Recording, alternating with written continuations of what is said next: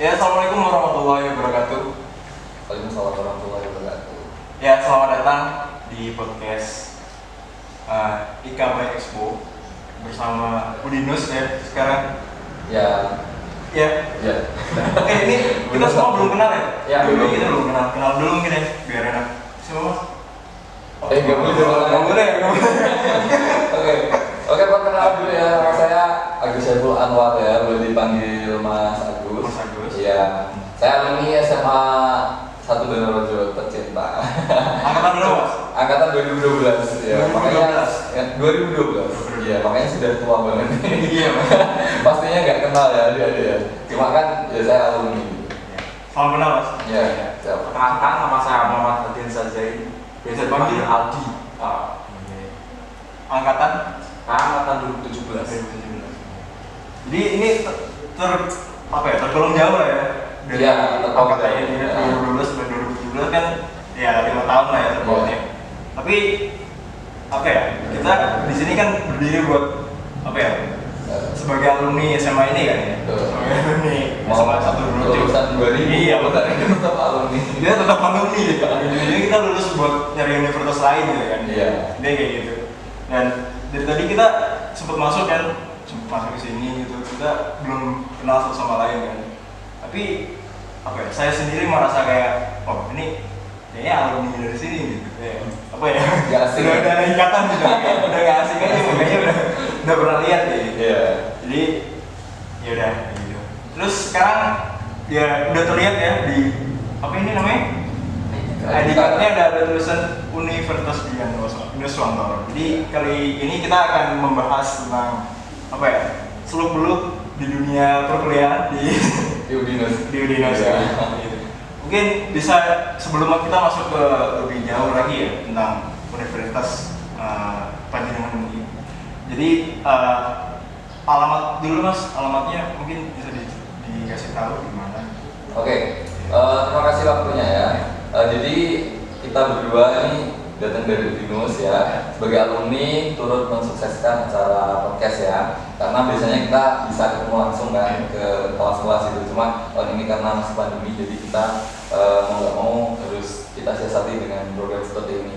Oke, untuk Udinus sendiri, teman-teman pastinya karena masih di Jawa Tengah ya, kalian kan teman-teman dari Jepara kan, ujung utara gitu ya, paling ujung utara. Nah, pastinya ada yang pernah ke Semarang, pastinya ada yang belum pernah juga gitu kan. Nah, untuk lokasinya Udinus, ketika teman-teman nanti ke Semarang gitu ya, ke pusatnya kota Semarang yaitu Tugu Muda ya, ikonnya kota Semarang, pastinya teman-teman nanti lihat Udinus gitu ya, karena Udinus posisinya ada di sebelah Tugu Muda gitu ya. Untuk jalannya, Jalan Imam Bonjol nomor 207 kota Semarang gitu ya. Jadi kalau teman-teman melintas Tugu Muda gitu ya, pasti mau nggak mau harus melihat Udinus gitu ya, karena memang view-nya ya Udinus gitu, salah satunya di area situ gitu. Jadi lokasinya ada di sana, sangat strategis dan memang satu-satunya kampus yang ada di tengah kota Semarang atau di jantungnya kota Semarang gitu. Jadi carinya mudah.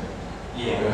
Jadi kayak yang saya lihat ya dari kemarin kan saya sempat ke Semarang kan di awal di awal tahun 2020 ya. Jadi sebenarnya nggak sengaja lewat Universitas Dianuswantoro. Iya. Terus gak jauh dari situ ternyata ada stasiun gitu. Iya. Ya kan ada stasiun. Ternyata emang strategis itu dari Iya, kita betul. dari mana-mana bisa ya Dijangkau. terjangkau Terjangkau Iya, gitu. gitu. Nah, makanya disebut strategis itu kan berarti harus ada indikatornya gitu kan. Salah satunya adalah strategis dari jasa transportasi apapun gitu kan. Kalau yang dari Pantura Barat itu kan kebanyakan pakai kereta api. Nah, turun di stasiun Poncol sama Udinus hanya berjarak 1-2 km gitu kan. Terus yang dari luar Jawa, kenapa mahasiswa Udinus yang dari luar Jawa banyak sekali? Karena kami kampus yang paling dekat dengan bandara juga. Gitu kan, maksudnya akses ya nggak satu-satunya yang paling dekat sih, ada kampus sebelah yang lebih dekat, cuma kan kami juga dekat gitu aksesnya. Jadi turun di bandara, naik bis Trans Semarang gitu kan, nggak perlu bayar taksi kan, mahal ya. Nah, bisa langsung naik Trans dari bandara langsung turun di haltenya Udinus, tepat di depan kampus gitu. Jadi aksesnya sangat mudah. Jadi untuk yang pakai BRT gitu ya, mungkin yang orang Semarang lokal gitu kan, mungkin pas motornya kepake gitu kan, nggak ada motor mau ngampus, nah nggak perlu khawatir, bisa pakai bis Trans gitu. Jadi jadi langsung turun di depan halte. Makanya mau pakai transportasi apapun bisa ya, transportasi umum, bis gitu ya, atau angkutan umum, terus pesawat, terus kereta api, maupun mau pakai kapal mungkin yang dari Kalimantan biasanya itu pada kayak ini ya kapal ya. Nah dari Tanjung Mas ke Udinus kan juga gitu, pakai bis trans juga. Iya. Sangat menarik ya, maksudnya buat lokasinya sendiri. Iya lokasinya memang ini. Iya strategis. Iya. Terus pengen tahu aja sih di sana tuh ya salah satu teman saya ada yang di sana gitu. Iya. Dia sempat kalau nggak salah ambil jurusan apa waktu itu? Manajemen kalau nggak salah. Manajemen, ya. Mungkin bisa diceritakan fakultas atau jurusan apa aja yang di Udinus gitu. Oke, untuk saat ini kami mempunyai 5 fakultas gitu ya, dan tentunya itu fakultas yang memang sudah kita siapkan bagaimana nanti jurusan-jurusan yang ada di dalamnya itu pun jurusan yang memang dibutuhkan nanti di pasar kerja gitu ya. Nah, jadi kami punya 5 fakultas. Yang pertama Fakultas Ilmu Komputer gitu ya, terus yang kedua itu Fakultas Ekonomi dan Bisnis, yang ketiga Fakultas Ilmu Budaya ya atau Bahasa, terus yang keempat Fakultas Kesehatan, terus yang terakhir Fakultas Teknik gitu. Nah untuk jurusannya ini saya sebutin semua ya. Iya, biar tahu ya. Walaupun nanti bisa kepo-kepo sendiri di websitenya kami ya. Oke, untuk jurusannya di Fakultas Ilmu Komputer ada 8 jurusan gitu ya. Yang pertama itu jurusan Teknik Informatika gitu ya. Ini ikonnya Udinus nih, Teknik Informatika gitu. Kenapa saya sebut ikonnya? Karena memang ini jurusan yang paling favorit gitu ya. Setiap tahun kita membuka 4.000 kursi ya untuk mahasiswa baru setiap tahun. Nah, 750 kursi sendiri itu ditempati oleh TI. Nah, kursi terbanyak, namun setiap pembukaan pendaftaran mahasiswa baru TI lah juga yang tutup cepat gitu ya. Kursinya udah paling banyak, tapi tutupnya paling cepat gitu ya. Cepat habis gitu kuotanya. Makanya yang pengen kuliah Udinus masuk TI gitu ya, itu harus cepat-cepatan. Kalau enggak nanti enggak kebagian kursi gitu ya. Kalau enggak kebagian kursi, solusinya ya kalau mau kuliah di Udinus pilih jurusan lain atau nunggu 1 tahun. Atau solusi yang paling menyakitkan adalah silahkan cari kampus lain gitu. Nah itu kan sakit ya. Udah pengennya di Udinus malah ternyata kuotanya habis gitu kan. Nah kenapa kita TI-nya bagus? Karena Udinus kan berangkat dari dulu adalah sebuah LPK gitu ya. Ini saya sedikit ceritakan silsilahnya kenapa Udinus bisa menjadi sebesar ini sekarang gitu ya. Dulu itu dia hanya sebuah lembaga LPK gitu ya. LPK kalau di sini apa ya? Jenggala gitu ya. Ya pasti teman-teman nggak asing ya. Nah khusus komputer terus berkembang menjadi dulu namanya AMIK ya, akademi. Terus berkembang menjadi institut ya, IMKA dulu namanya. Terus berkembang menjadi sekolah tinggi gitu ya. Memang ada prosesnya. Nah memang ibaratnya dari nol Udinus dari kecil untuk menjadi besar itu dulu dari kecil banget, yaitu tadi sebuah lembaga khusus. Nah terus tahun 2002 kita baru berdiri menjadi sebuah universitas gitu ya. Jadi kalau mungkin dibandingkan sama kampus swasta yang lain di Semarang, itu Udinus anak kecil gitu ya, cah wingi sore istilahnya cah wingi sore. Nah yang menjadi pertanyaan adalah kenapa cah wingi sore sekarang bisa menjadi luar biasa gitu ya. Tapi kalau kampus yang sudah berdiri lama sekarang bagus gitu ya, itu hal yang biasa gitu. Tapi kampus yang baru kemarin sore sekarang sudah menjadi luar biasa. Nah ini yang akan menjadi penilaian masyarakat sendiri bagaimana perkembangan Udinus gitu ya, mulai dari nol bisa menjadi seperti sekarang gitu ya. Terus dari situlah karena dulu berdiri dari lembaga khusus komputer, kita konsisten sampai sekarang pun memang Udinus berbasis komputer. Kalau pastinya kalau lagi bahas-bahas Udinus pastinya yaitu ciri khasnya adalah berbasis komputer atau IT gitu ya. Nah maksudnya apa berbasis komputer? Kami punya 19 jurusan itu semuanya akan kita bekali basic komputer atau IT. Ini yang menjadi nilai beda ketika kita kuliah di Udinus sama kuliah di kampus lain, apapun jurusannya ya. Jadi kalau TI, SI gitu kan udah makanan sehari ya komputer ya. Tapi kalau kayak akuntansi, manajemen, kesehatan ataupun jurusan lain dikasih pemahaman komputer atau dikasih ilmu tambahan IT itu kan sesuatu yang luar biasa. Nah, maksud kami adalah kenapa kami mempertahankan basic komputer ini, karena nanti ketika kita kerja itu kan apalagi semakin kesana nanti tuntutannya semakin luar biasa untuk pemahaman teknologi gitu ya. Apalagi sekarang di industri 4.0 ya, sebentar lagi nanti 5.0 ya, 5.0 ya. Nah, tuntutan untuk pemahaman IT-nya atau komputer itu sangat luar biasa ya. Semuanya pakai aplikasi, pakai sistem. Nah, inilah kenapa kita mempersiapkan alumni-alumni kami dengan pemahaman komputer, sehingga nanti harapan kami ketika sudah kami netaskan dari Udinus juga, ibarat telur ya, sudah menetas dari Udinus melamar pekerjaan itu punya amunisi yang cukup, yaitu IT. Nah, untuk jurusannya sendiri tadi kan saya bilang ada 19 itu ya.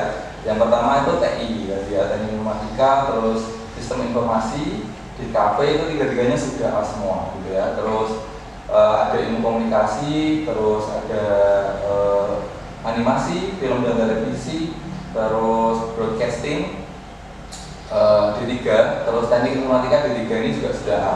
Selebihnya D gitu ya. Terus fakultas ekonomi dan bisnis itu ada akuntansi dan manajemen, dua-duanya sudah A gitu ya. Terus fakultas ilmu budaya ada pengelolaan perhotelan, terus sastra Jepang sama bahasa Inggris. Nah, sastra Jepang sama bahasa Inggris ini sudah A, yang manajemen pengelolaan perhotelan masih B ya.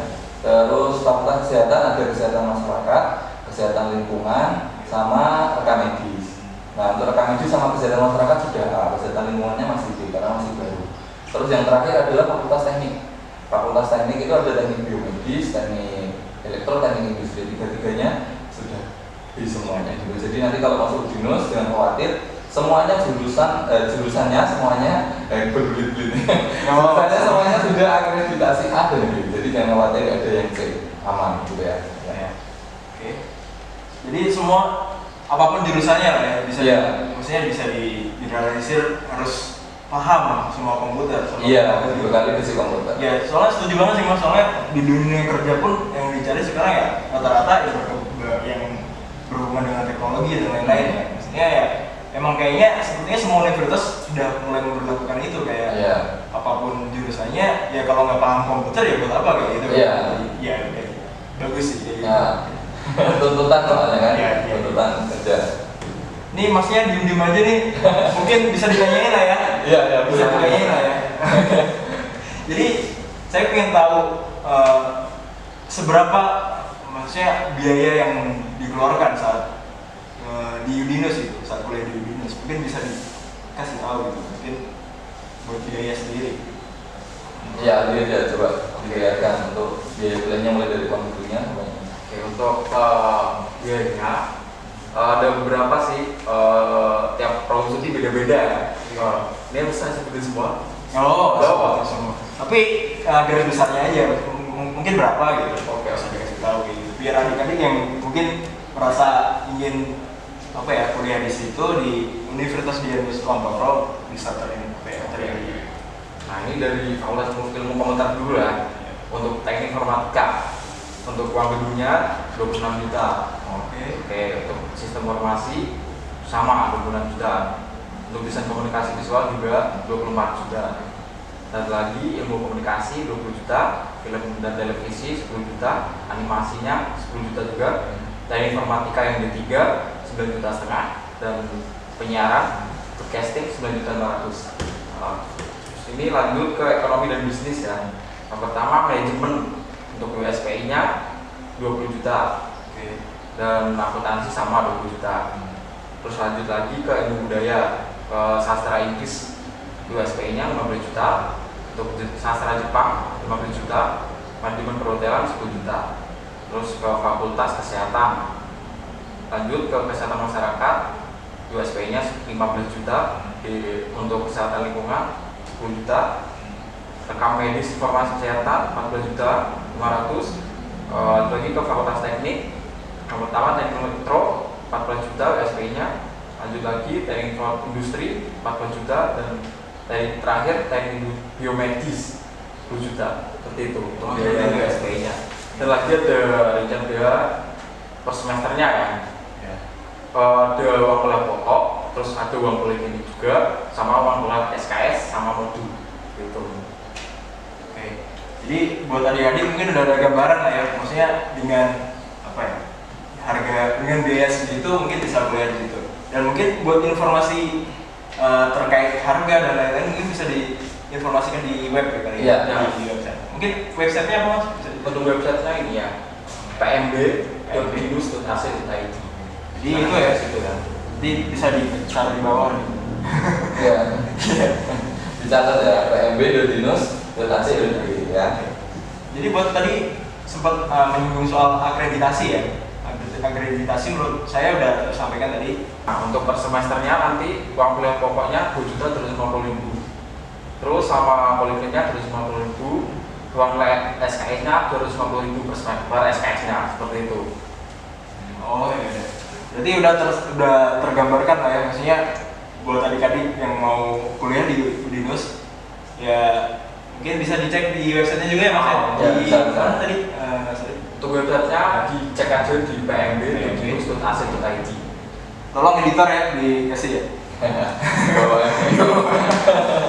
Jadi sekarang yang pengen saya tahu buat jalur masuk ke Udinus tuh apa aja mas sebenarnya?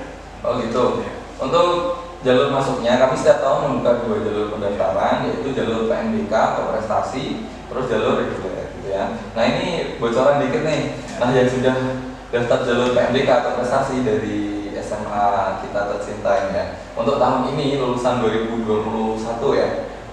Iya benar, 2021 itu sudah 5 orang yang daftar dari sini dan sudah registrasi gitu ya. Nah kemarin masuk di ada akuntansi, ada DKV, ada manajemen, ada masuk yang ke jurusan rekam medis juga gitu. Nah untuk jalur PMDK ini kenapa kemarin ada 5 yang daftar, karena mungkin mereka memang pengen mendapatkan sesuatu yang lebih apa ya, benefit gitu ya, ada benefitnya. Memang jalur PMDK ini banyak keuntungannya. Kenapa? Karena daftarnya tidak perlu pakai tes.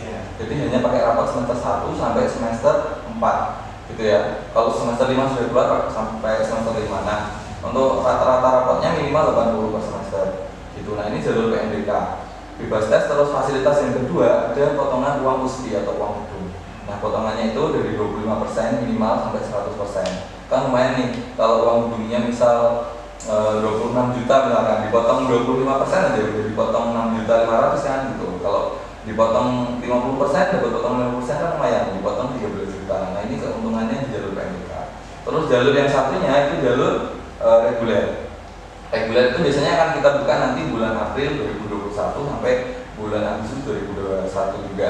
Nah untuk jalur reguler bedanya adalah masuknya pakai tes gitu ya, wajib pakai tes. Nah terus tidak ada potongan uang apapun, bayarnya full penuh. Itu bedanya PMDK sama reguler gitu ya. Nah untuk PMDK sendiri ini kita masih berlangsung nih sampai bulan Maret. Silakan teman-teman di luar sana ya, nggak cuma SMA dulu aja. ada SMA di luar sana juga, SMK yang mau daftar silahkan manfaatkan jalur PMDK. Kenapa? Karena tadi banyak keuntungan yang teman-teman bisa dapat gitu. Toh nanti kalau terima di Universitas Negeri SNPTN sama SBMPTN sudah terlanjur daftar ulang di Udinus, sudah bayar berapa juta, nanti uangnya kita kembalikan 75%. Jadi uangnya nggak ada, silakan bisa pindah ke negeri kalau keterimanya SNPTN sama SBM. Jadi hanya dipotong 25% untuk administrasi gitu. Karena kan jadi apa ya, cadangan, kamu cadangan, walaupun targetnya ke negeri harus punya cadangan kamu swasta minimal 1 gitu, untuk pegangan aja sih gitu.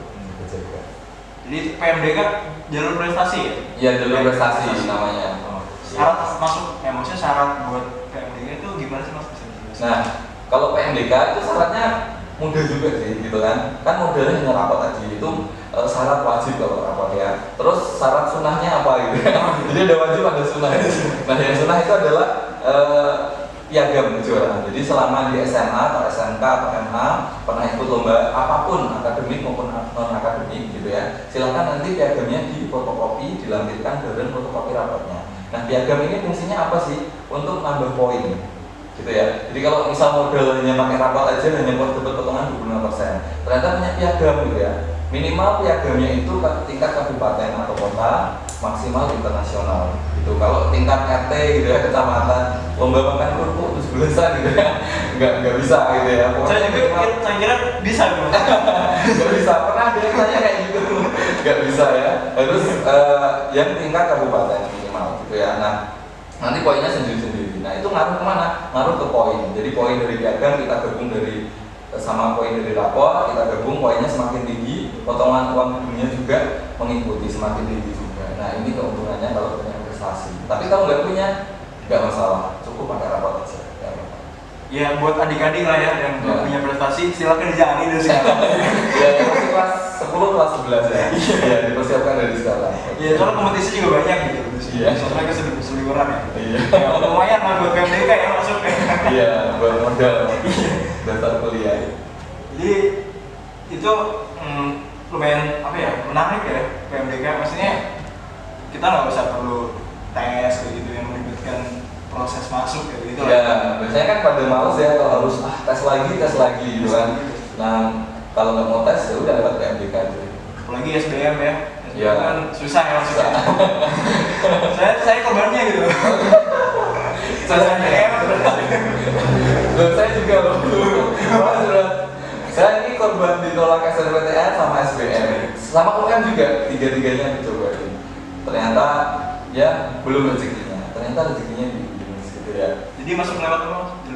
Dulu saya lewatnya reguler karena memang dulu tuh Binus belum terkenal sekarang ya. Dan saya pas tanya teman itu, kamu kuliah di mana di Binus? Binus di mana gitu kan? Terus dikasih brosurnya kan. Tak baca-baca, terus saya konsultasi orang tua, terus boleh, akhirnya daftarlah tuh Binus. Sendirian tuh dari sini ya, dari Towing ke Semarang naik bis gitu. Solo player lah ya. Ya, ini banget perjuangan banget. Terus akhirnya bisa keterima di Binus. Dulunya keterima di teknik informatika. Terus introspeksi diri ternyata kayaknya nggak mampu nih. Akhirnya pindah ke akuntansi. Gitu ya, pindah ke akuntansi karena kayaknya punya basic di keuangan gitu. Akhirnya pindah akuntansi. Terus sedikit ini share juga kenapa saya sekarang bisa kerja di Binus gitu ya. Dulu waktu semester 5 itu dapat tawaran magang di tempat saya tempat kerja sekarang gitu ya. Ini campur ya, aku lah, saya lah, nggak apa-apa, santai ya. Jadi ditawarin magang, akhirnya aku ambil nih tawarannya kan. Terus magang dari semester 5 sampai semester 7, lulus, akhirnya ditawarin kerja di sana gitu. Nah akhirnya sampai sekarang saya kerja di Binus gitu. Dan sekarang sudah diangkat jadi karyawan tetap juga di sana. Jadi ya alhamdulillah. Ini hikmah yang saya garis bawahi adalah, oh ternyata kita tuh nggak tahu yang direncanakan sama yang apa gitu ya, sama Tuhan kan. Kita pengen banget tuh dulu masuk ke negeri. Saya tuh nggak mau kuliah atau nggak mau di negeri dulu gitu. Akhirnya mau nggak mau ternyata dipertemukan sama Binus dan ternyata rezekinya di Binus. Nah ini nih buat teman-teman juga ya, jangan patah semangat walaupun sudah berusaha di negeri tapi nggak keterima, nggak masalah. Banyak kampus swasta yang bagus gitu ya. Nah silakan masuk ke sana.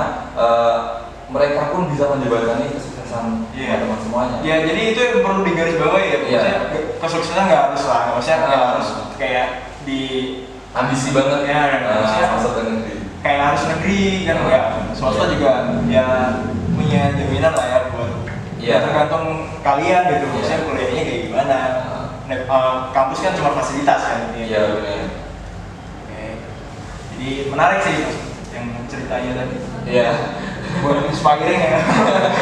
Ya itu sedikit ini cerita perjalanan saya itu yang apa kenapa bisa sampai ditarik kerja di sana juga gitu kan. Nah karena sekarang kerja pun itu perusahaan itu sudah pintar ya, jadi nggak harus yang dari negeri terus sudah pasti diterima di perusahaannya, enggak gitu ya, tetap melewati seleksi. Nah dan sekarang tuh negeri sama swasta statusnya disamakan ya, kampus negeri dan swasta. Kok disamakan?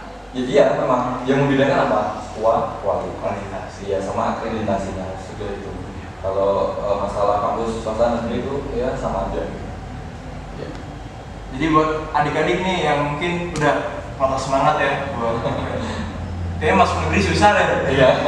langsung fokus aja nggak apa-apa. Iya. Masuk ke Binus. Langsung ya. Harusnya. Ya udah, sekarang kita masuk ke poin selanjutnya ya. Tapi sebelum itu kayaknya ya Abdul ya maksudnya dia nanya yang ngasih ini. Iya boleh. Kita tiktokan aja ini biar biar kerja juga Iya, gitu. men. Ya mungkin lah bisa dibantu ya. Makan gaji buta tadi. Jadi masuknya gimana tuh? Masuk Dulu saya sama sih, maksudnya di jalur reguler kan ya, karena nggak ada pandangan juga kan di PMDK juga nggak tahu kalau itu ada PMDK. Oh, malah nggak tahu sebelumnya. Terus untuk pendaftaran daftar sendiri lewat online dulu. Terus datang sendiri juga ke sana. Tasnya juga sendirian bisa kan. Rata-rata pada solo player gini ya, maksudnya Cari udah makan sendiri lah. Iya. ya bagus sih maksudnya ya udah. Itu yang buat kita bisa mandiri kan. Iya. Jadi ngurusin sendiri lah kalau apa-apa ditemenin orang tua kan nanti kapan kita Ya, dewasa kapan kita gitu ya. mandiri Bisa ya. mandiri benar. Apalagi cowok ya. Cowok benar. Dan Semarang kan dekat gak jauh-jauh amat. Iya. Soal di luar negeri oke lah. Temenin. Iya. Ya udah itu buat informasi aja. Jadi keduanya ini masuknya lewat jalur reguler ya. Iya. Ya apapun jalurnya masuknya ya nggak apa-apa, jangan pantang menyerah lah. Kok jangan pantang menyerah sih? Maksudnya jangan cepat menyerah gitu loh. Iya. Tetap semangat aja gitu. Tadi kan kita sempat membahas soal profil kampus ya, soal apa namanya, universitasnya, alamatnya, fakultasnya, jurusannya kan. Iya. Dan tadi biayanya juga udah disebutin kayak gitu. Dan sekarang kalau satu lagi nih, nggak Abdul kalau nggak membahas tentang akreditasi ya. Iya. Ini mungkin menarik ya buat Iya. informasi ke adik-adik juga. Mungkin akreditasi yang di Udinus itu kayak gimana nih? Oke. Ini memang menarik ya. Jadi akreditasi itu sangat penting. Makanya saya pesan ke adik kelas saya ya, maupun yang di luar sana, yang dari SMA lain pun, ketika mau kuliah apa yang perlu teman-teman perhatikan pertama kali? Jatuh cintanya kemana? Kalau misal kita jatuh sama pasangan gitu ya, jatuh cintanya sama akreditasinya kalau kuliah ya. Berarti yang perlu diperhatikan adalah akreditasi pertama kali sebelum memperhatikan aspek lain gitu ya. Akreditasi kenapa? Karena ini fatal. Ini yang akan teman-teman bawa sampai nanti melamar pekerjaan, yaitu akreditasi. Nah ini makanya saya pesan jangan sampai menyepelekan masalah akreditasi. Nah ngomong-ngomong akreditasi di Udinus, kami akreditasinya sudah A, gitu ya. Di Jawa Tengah itu untuk kampus swasta, perguruan tinggi swasta PTS ya, totalnya itu ada 230-an lebih lah. Kalau terakhir saya lihat itu. Nah dari 230-an itu yang akreditasi A berapa? Baru ada 5. Nah ini hal yang sangat miris juga sih. Dari 230 baru ada 5 yang A. Nah salah satunya Udinus ya. Di Semarang ada 3 kampus yang sudah A, di Salatiga ada 1, di Surakarta ada 1. Itu jadi yang paling banyak di Semarang memang. Salah satunya Udinus. Itu ya. Nah jadi teman-teman perlu perhatikan bahwa di Jawa Tengah kalau mau masuk kampus swasta baru ada 5 yang A. Nah paling nggak masuk ke 5 ini gitu ya. Nah dan kalau bisa ya masuk Udinus gitu. Gitu karena banyak keunggulan yang bisa didapat di sana gitu ya. Itu untuk akreditasinya. Nah sedikit saya singgung ini. Why Udinus gitu ya. Kenapa harus milih Udinus gitu kan? Ada apanya sih di sana gitu kan? Ketika kita memilih sesuatu pastinya kan ada alasannya ya. Iya, nggak mungkin kamu ngapain kuliah di Udinus? Ya udah kuliah aja kan nggak mungkin. Tapi kecuali ada yang ikut-ikut teman. Ya, dari ikut teman atau apa, nah jangan. Alasannya harus berbobot ya. Nah ini saya kasih tahu nih, kenapa harus memilih Udinus? Yang pertama tadi ya, kita sudah singgung masalah akreditasi sudah A. Terus lokasi sudah kita singgung di depan tadi ya, di tengah kota. Terus selanjutnya berbagai pilihan program studi yang kekinian. Maksudnya kekinian adalah program studi yang nanti 5-10 tahun ke depan diharapkan tidak akan hilang. Gitu ya, tidak akan tergantikan sebuah teknologi gitu. Makanya jadi nanti tetap laku gitu ya, alumninya tetap laku di lapangan kerja gitu. Jangan sampai teman-teman milih kampus dan masuk jurusan yang udah pasaran dan nanti kedepannya tidak dibutuhkan gitu. Nah ini kayak masuk ke dalam jebakan gitu ya. Jadinya salah gitu ya, saya bisa katakan salah pilih jurusan. Makanya teman-teman perlu perhatikan itu. Terus yang berikutnya kampus bebas narkoba pertama kali di Jawa Tengah, pelopor pertama baik kampus negeri maupun swasta. Udinus pelopor pertamanya. Terus yang berikutnya berbasis teknologi dan kewirausahaan. Tadi sudah saya singgung di depan kan, semuanya akan kita bekali basic IT atau komputer yang menjadi nilai plus menjadi lulusan Udinus. Terus kewirausahaan maksudnya apa?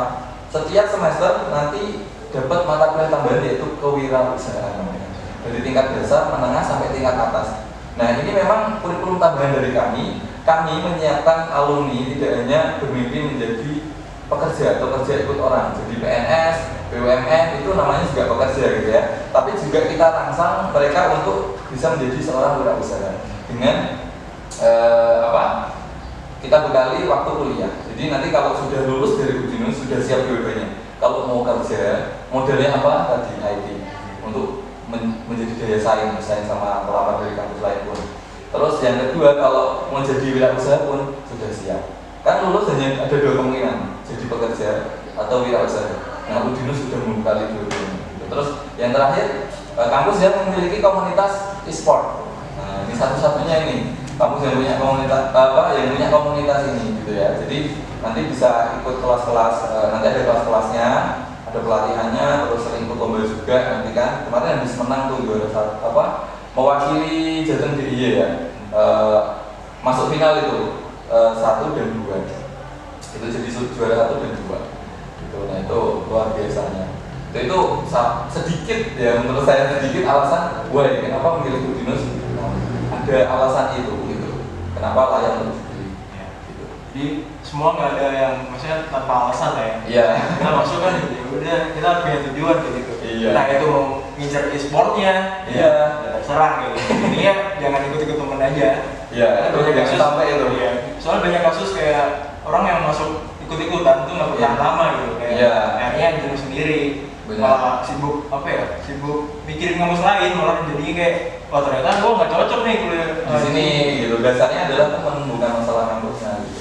Jadi pertanyaan sama ya kayak Mas Agus tadi, alasan Mas Aldi buat masuk Universitas Dianus Montoro itu apa sebenarnya? Oke, untuk kenapa saya milih Udinus ya? Pertama, kampusnya udah akreditasi A. Terus kenapa saya milih TI di Udinus ya? Karena IT di Udinus sudah terbaik di Jawa Tengah. Terus yang kedua, karena saya suka main komputer kayak gitu lah. Semua orang kayaknya suka main komputer ya Mas ya? Iya. Cuma kalau masuk TI itu harus ini ya basicnya memang ini dari SMA sudah otak-atik komputer itu suka bikin web sistem kayak gitu biasanya itu kayak gitu. Iya. Keren. Lanjutkan. Oke kita masuk ke poin selanjutnya aja ya biar mempersingkat waktu juga. Soalnya udah berapa menit ya kita? 30 menitan. 30 menit. Mungkin bisa dilanjut buat ini nih yang buat referensi calon mahasiswa mungkin buat di lingkungan Semarang itu khususnya biaya hidup dan kos gitu. Mungkin bisa dijelaskan Mas di sana itu gimana? Oke. Untuk living cost-nya untuk di Semarang kalau menurut saya ini kategorinya masih sedang. Jadi bukan yang kota yang di sana apa-apa mahal enggak ya karena masih tarafnya sedang gitu. Jadi mahal sama enggak itu tergantung orangnya. Contohnya gini, kita misal dapat dari rumah ya setiap bulan itu 1 juta sampai 1.500.000 itu bisa kurang, itu bisa lebih. Kenapa? Karena kita yang belanja ya, gitu ya. Nah image mahal sama enggak itu tergantung kita juga. Jadi misal gini, kita makan 10.000 itu bisa, tapi kita memilih makan yang 20.000 itu akan membedakan di situ. Ketika kita makan 20.000 itu kan kita bisa bilang mahal gitu. Nah kalau kita bisa makan 10.000 kenapa harus 20.000 itu? Kalau makan 10.000 kan kosnya jadi kecil gitu kan, jadi murah gitu. Nah makanya image mahal sama murah itu sebetulnya tergantung kita pembelanjaannya gitu ya. Nah untuk makan gitu ya, ini saya rincikan ya biar tahu ya. Dulu saya kalau makan saya nggak suka yang terlalu boros. Saya kan jurusannya akuntansi ya, jadi bisa manage uang dengan baik. Jadi jatah dari rumah itu tiap bulan bisa lebih gitu. Caranya gimana? Ya caranya kita bagaimana bijak-bijaknya membelanjakan uangnya gitu ya. Untuk makan itu 10.000 itu udah dapat apa ya? Ayam geprek sama es teh itu dapat di sana ada yang 10.000. Terus misal pakai telur gitu ya, menunya telur, terus lauknya ya, sama es teh gitu kan, sama paling 8.000 10.000 gitu kan, udah bisa makan. Sesekali boleh lah kita makan yang inilah kemana ke resto atau kemana boleh gitu. Ingat karena kita masih minta orang tua, jadi nggak boleh terlalu boros. Kecuali kita sudah punya pendapatan sendiri, bebas lah mau makan enak tiap hari boleh. Gitu. Kita intinya di situ untuk makan. Terus untuk kos-kosan kisaran dari 350.000 itu paling murah ya, sampai yang jutaan tergantung fasilitasnya. Itu. Jadi kalau boleh saya akumulasi, teman-teman misal bisa makan tuh 30.000 per hari, kalikan 30 hari 1 bulan kan, berarti berapa? 900.000 kan. Terus uang kosnya misal cari yang 500.000 deh, berarti sudah berapa? 1.400.000. Berarti punya lebihan berapa? 100 ya. Kalau misal alokasinya dari rumah itu 1.500.000, masih punya lebihan 100. Dan itu masih bisa lebih lagi ketika kita bisa bijak dalam nilai kan. Dia relatif lah ya. Iya, jadi masih inilah tergolong sedang untuk living cost-nya untuk bisa. Tergantung ini sih mas, menurut saya kayak gengsi sebenarnya. Gengsi bener, nggak boleh gengsi. Maksudnya kita juga mahasiswa gitu kan, maksudnya ya kita jauh dari rumah terus pasti dapat transferan nggak setiap hari dong gitu. Iya. Ya intinya mahal apa hemat itu tergantung ya di mana orangnya. Mau di Jogja yang katanya murah banget kan, katanya cuma berapa sehari bisa 10.000 itu tergantung juga berapa banyak pengeluaran kalian kayak gitu. Ya kalau kalian hidup di kota prihatin lah ya. Tapi kalau udah kerja sih bebas gitu. Buat ini kos-kosan tadi kan sempat disinggung 350 itu murah banget mas. Itu kos-kosan yang paling sederhana menurut saya. Dulu saya kosnya di harga 450, ya itu udah mendingan lah, standar itu, gak yang mewah banget, gak yang biasa banget kayak gitu. Terus segitu. Kalau sekarang mungkin di kisaran 500 sampai 600 gitu. Ini kan saya di sana masih ngekos juga, walaupun udah kerja ya, tapi masih ngekos 600.000 per bulan kayak gitu. Kosnya naik lah ya levelnya. Iya, kan saya udah kerja jadi nggak apa-apa lah cari yang agak ini sedikit gitu kan. Tapi kalau mahasiswa kan nggak perlu yang terlalu mewah-mewah gitu kan. Penting kan buat istirahat yang aman, airnya juga nggak susah kayak gitu kan, intinya itu. Aktivitas kita kan juga di luar kan. Iya gitu. Dan saya dulu habis di kampus waktunya, pulangnya malam-malam, makanya kos itu hanya untuk tidur semalaman. Tapi udah pakaian aja ya kan. Mandi juga kan. Mandi juga kayak gitu. Tapi buat misal ada temen lah kata-kata kayak main ke kosan gitu, ya mungkin kita bisa ya pengennya yang lebih bagus gitu ya. Ya kan kita juga dalam waktu kecil kayak wah kalau ada temen main kayaknya kalau kosnya terlalu yang jelek gitu ya kita malu ya. Penting itu bersih ya. Yang penting bersih, bagus. Tapi kalau jorok sama aja. Yang penting bersih. Jaga kebersihan. Kebersihan. Iya. Apalagi Kosovo ya. Beda ya. Oke. Tapi itu murah banget sih mas. Soalnya saya di Depok juga mahal gitu. Iya. 800 lah. Iyalah, beda lah di sana ya. Ya itu. Oke, buat poin selanjutnya mungkin bisa tips and trick gimana cara ya dari yang udah masternya. Iya, jadi gini, saya pengen cerita dikit ke teman-teman ini sedikit selipan motivasi aja gitu ya. Kalau kita dari tadi sudah bahas Udinus secara umum gitu ya, mulai dari akre, kualitas, kenapa milih Udinus, alasannya apa, jurusannya, sudah semuanya. Ini sedikit saya pengen cerita perjalanan saya, semoga teman-teman bisa terinspirasi gitu ya. Jadi saya pengen menempatkan diri, saya juga orang sini gitu ya, orang Keling Donorojo ya, area sini. Saya juga alumni dari SMA 1 Donorojo gitu kan. Jadi sama saya posisinya seperti kalian gitu kan, sama-sama orang dari pesisirnya Jawa Tengah paling utara yaitu Jepara. Apa sih kendala kita sebetulnya teman-teman? Kendala kita yang nomor satu adalah lingkungan gitu ya. Itu teman-teman sadari atau tidak, lingkungan kita itu sangat tidak mendukung untuk kita melanjutkan ke perguruan tinggi, untuk melanjutkan ke jenjang lebih tinggi. Kenapa? Teman-teman pasti rasakan ya, tetangga, terus teman-teman yang nggak punya prinsip untuk hidup sukses itu pastinya kita sering dimentah-mentahin gitu ya. Ngapain sih kuliah gitu kan, nggak penting, nanti paling nganggur dan lain sebagainya gitu ya. Kalau teman-teman tergerus oleh argumen seperti itu, kita manut, ya kita nggak akan maju, kita nggak akan sukses. Nah, caranya gimana? Ketika kita menemui orang yang seperti itu, kita harus kembali ke prinsip kita. Cukup diiyain aja, oh iya gitu, cukup diiyain. Dalam hati kita tetap aku harus sukses, aku harus kuliah, gitu ya. Saya punya sedikit apa ya ini temuan lah. Saya punya siklus yang bisa saya gambarkan ke teman-teman semuanya. Ini siklus hidup sukses ya. Terlebih tentang pendidikan. Yang pertama teman-teman pasti ada di tahap TK ya. TK, SD, SMP, sekarang ada di level SMA. Nah, TK, SD, SMP saya nggak mau tahu ya masa lalu kalian. Pokoknya yang baik ditingkatkan, yang nggak baik ditinggalkan. Sekarang levelnya ada di SMA. Nah, nanti naik anak tangga lagi yaitu kuliah. Naik satu anak tangga lagi yaitu berkarir atau bekerja. Naik satu tangga lagi yaitu menikah. Naik satu tangga lagi yaitu sukses. Paling atas itu. Nah, kita kan di tengah-tengah nih masih SMA kan. Nah, di hadapan kita adalah apa? Kuliah. Nah, kenapa Mas Agus menggambarkan di siklus depannya adalah kuliah? Karena ini penting.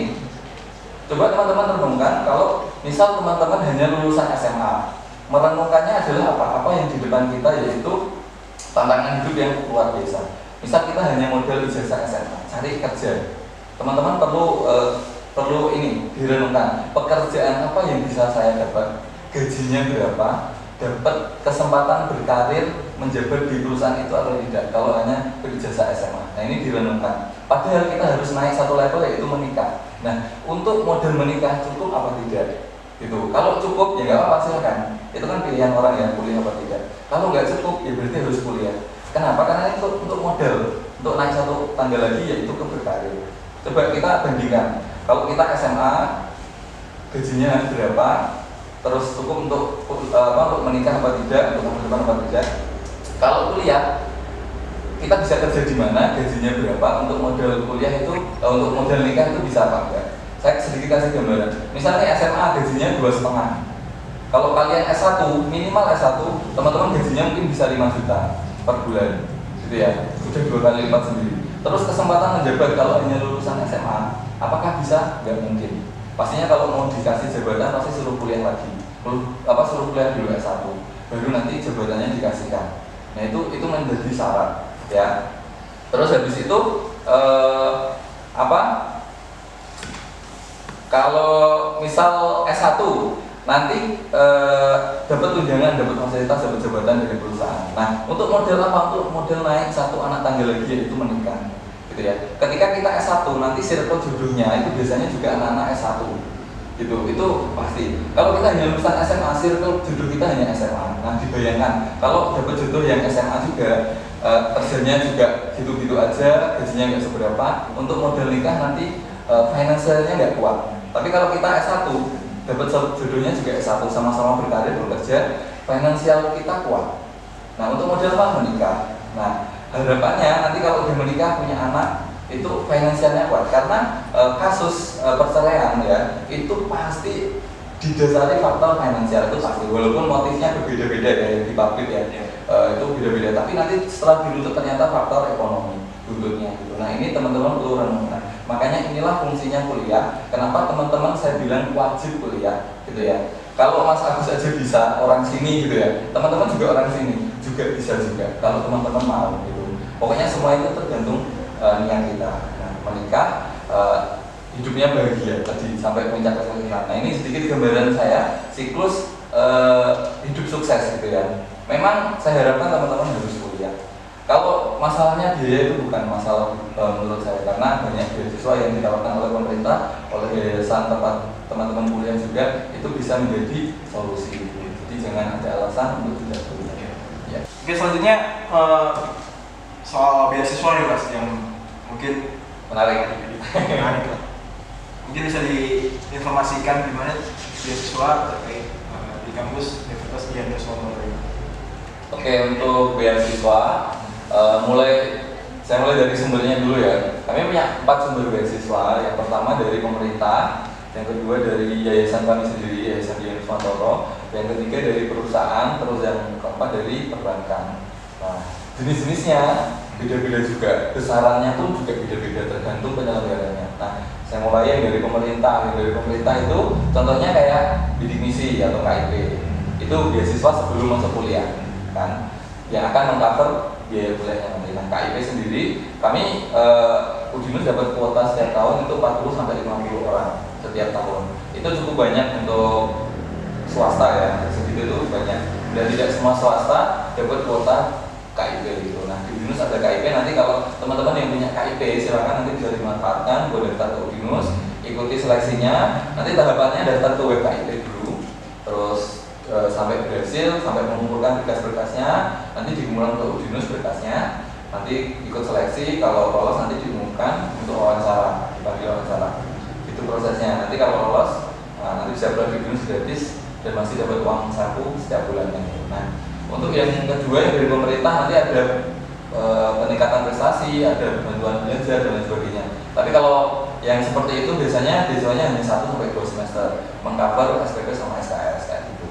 Nah, untuk yang dari yayasan, nah ini nih yang menarik nih yang dari yayasan. Kenapa? Karena yang dari yayasan ini modelnya prestasi gitu ya. Jadi sebelum masuk Udinus itu ada beasiswa yayasan yang nanti akan mengcover biaya Udinus. Yang pertama atlet, beasiswa atlet namanya. Kalian atlet basket, badminton, taekwondo, apapun ya, atlet apapun nanti bisa daftar ke Udinus lewat jalur atlet. Nanti kita seleksi, kalau lolos nanti teman-teman dapat beasiswa atlet dari Udinus.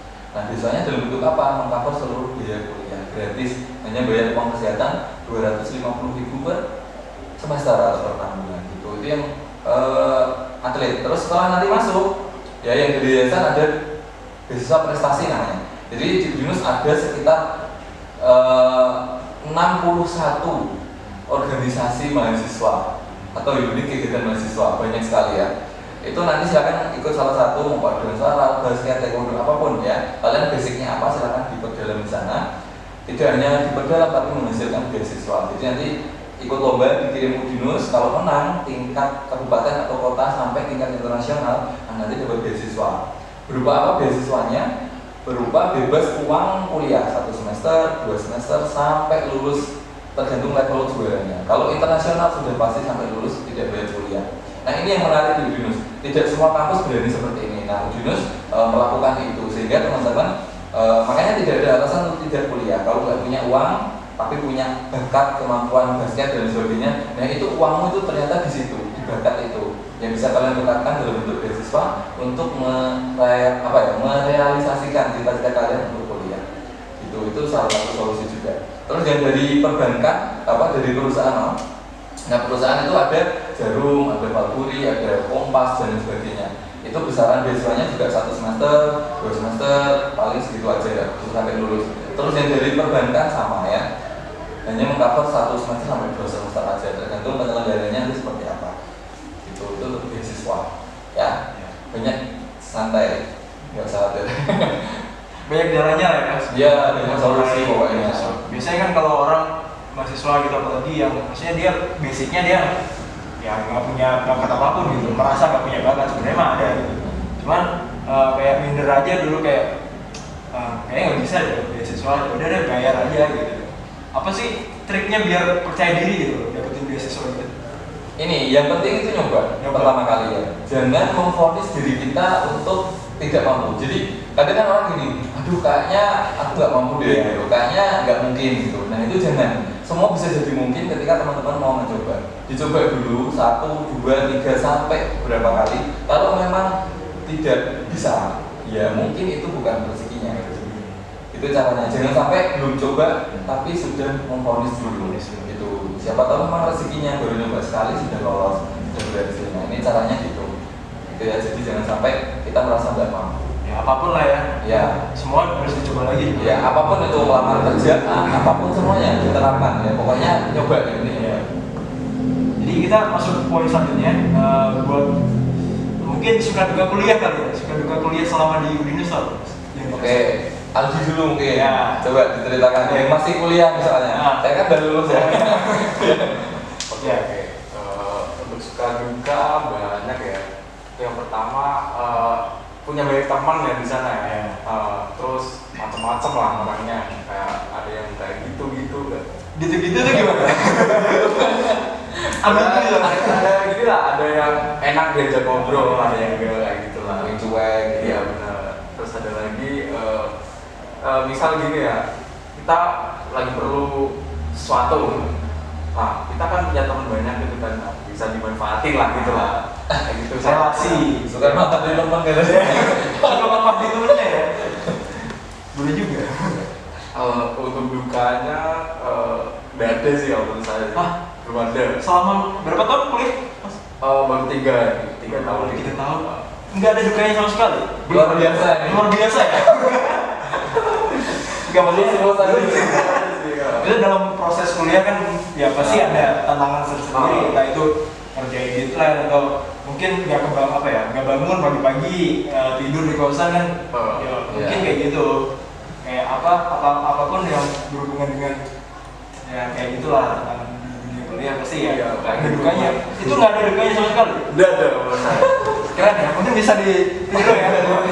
Minta ini tipsnya, biar gak ada dukanya. Gimana tipsnya bro? Tipsnya pertama rajin aja Soalnya nggak usah melanggar apapun lah ya. Benar sekali. Memang rajin sih saya akui, ya rajin. Kelihatan dari waktu masuk sampai magang juga ini kan, itu rajin. Jauh sama saya. Saya hobinya kesiangan. Mungkin bisa diceritakan Mas? Iya. Banyak dukanya ini. Oh, banyak dukanya, balikan ya.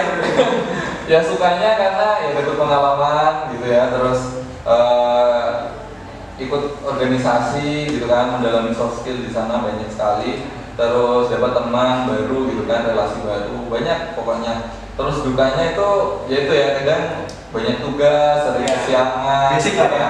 Terus salah paham sama teman itu kan juga hal biasa gitu ya. Tapi itulah yang mendewasakan kita gitu. Dari suka duka itu akhirnya kita menjadi dewasa gitu ya. Kita benar-benar jauh dari orang tua, di luar kota.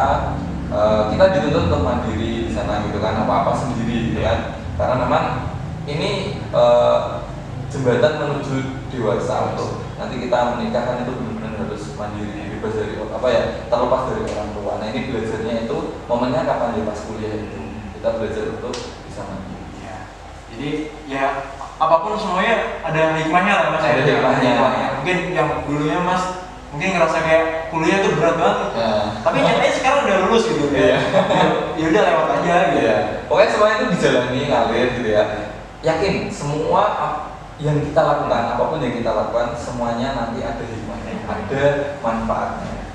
Oke, terakhir dari saya, pokoknya teman-teman yang mau daftar masih ada kesempatan untuk daftar di jalur prestasi atau PNDK nanti sampai bulan Maret. Silahkan manfaatkan jalur ini karena banyak kemudahan yang didapat seperti yang saya katakan tadi gitu ya. Jangan sampai telat karena hanya sampai Maret gitu. Nah nanti daftarnya bisa lewat guru BK sekolah gitu ya. Kalau di SMA Dorojo berarti sama Pak Ulil atau Pak Aris. Itu bisa menghubungi salah satu, terus bisa langsung datang ke Udinus atau bisa lewat online di websitenya kami pnb.udinus.ac.id gitu ya, di sana websitenya. Jadi teman-teman kalau mendaftar masih ditunggu. Gitu. Itu terakhir dari saya, terima kasih. Jadi itulah ya dari kedua narasumber nih dari Udinus. Ya, thank you udah datang ya. Mas. Terima kasih. Matur suwun. Oke. Jadi ya itulah mungkin bisa mendapat gambaran calon mahasiswa yang mungkin dicari di luar sana yang ingin kuliah di lingkungan Semarang dan mungkin menarik gitu yang seperti yang udah disampaikan tadi. Dan sekedar pesan, sekarang udah tahun 2021 ya, dimana kita udah pergantian tahun. Tapi di sini ada kendala, maksudnya berganti tahun tuh bukan berarti berganti kondisi ya Mas ya. Corona masih ada, Covid masih ada. Intinya kita di luar sana apapun kita pakai masker, apapun face shield kayak gini, ingat selalu protokol kesehatan ya. Jadi jangan sampai lupa apapun kebijakan dari pemerintah jangan sampai dilanggar. Jadi itu saja poin dari podcast kali ini. Yaudah, saya tutup ya Mas ya. Ya. Assalamualaikum warahmatullahi wabarakatuh. Waalaikumsalam warahmatullahi wabarakatuh.